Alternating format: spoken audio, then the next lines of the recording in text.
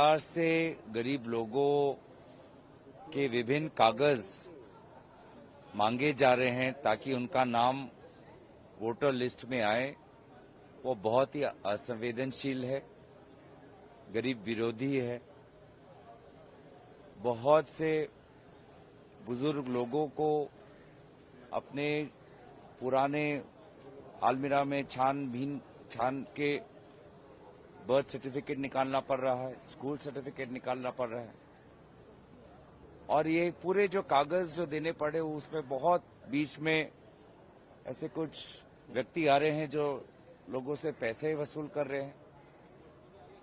तो जो लोगों का संवैधानिक अधिकार है वोट देने का, उस अधिकार को आजमाने में बिहार में लोगों को इतनी मुश्किलें हो रही हैं, इतना पैसा उनका गंवाया जा रहा है, मजदूरों का इतना समय नष्ट हो रहा है। जनता के प्रतिनिधि होने के कारण उन लोगों के मजबूरियां और समस्या हम सदन के अंदर रखना चाहते हैं और चाहते हैं कि कोई हल निकले, पर अंदर हमें अलग अलग तर्क हमको समझाए जाते हैं कि क्यों सरकार इस विषय पर चर्चा ला ही नहीं सकती। मुझे नहीं लगता कि भारत के सदन में ऐसा कोई विषय है, ऐसा कोई जनता का समस्या है जो हम सदन के अंदर चर्चा न कर पाए। मन में अगर इच्छा हो, दिल में अगर संवेदनशीलता हो, तो जनता, विशेष रूप से गरीब, पिछड़े, दलित, वंचितों की जो समस्याएं हैं, जनजातियों की जो समस्याएं हैं, अलग अलग प्रकार के कागज दिखाकर, पैसे खर्च करके, समय नष्ट करके ये अपना वोट का अधिकार आजमाने के लिए, जिस वोट का अधिकार उन्होंने 1 साल पहले ही आजमाया लोकसभा में, तो और कुछ ही महीने बाकी रह गए।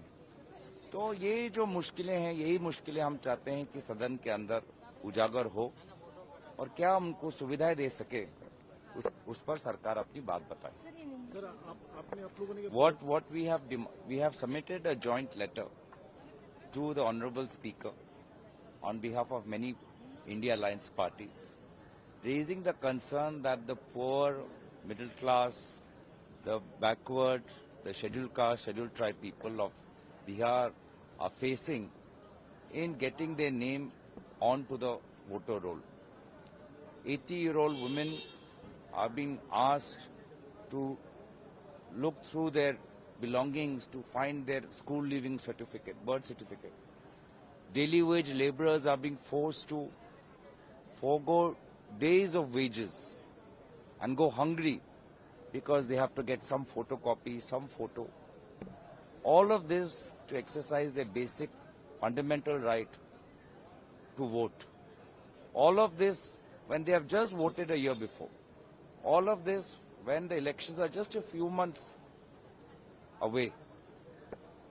Their issues, the issues of the common citizen, should be raised inside Parliament, and government should find a way to make it easier and come up with ways so that there is no corruption, exchange of money at the grassroots level, at the level of villages.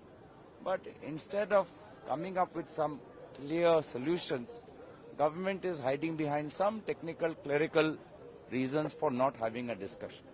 I believe any discussion, any issue that affects the fundamental right to vote of a citizen and the grievances of the poor, scheduled castes, scheduled tribes, farmers, elderly citizens should be taken up inside Parliament.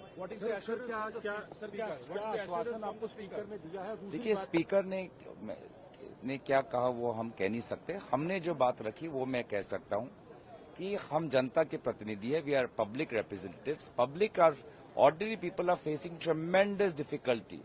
They have to go days without any getting a daily wage, days without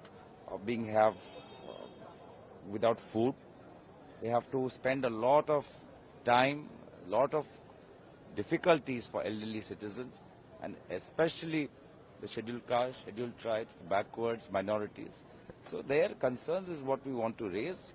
inside Parliament, and it should be allowed to be. Special discussion जो आपने मांगी है कितने दिन की है और कितने नहीं, पहले वो तो जब मांग को कबूल करेंगे फिर उसके बाद अगले पड़ाव पर हम पहुंचेंगे कि किस समय पे हो, कितना समय के लिए हो।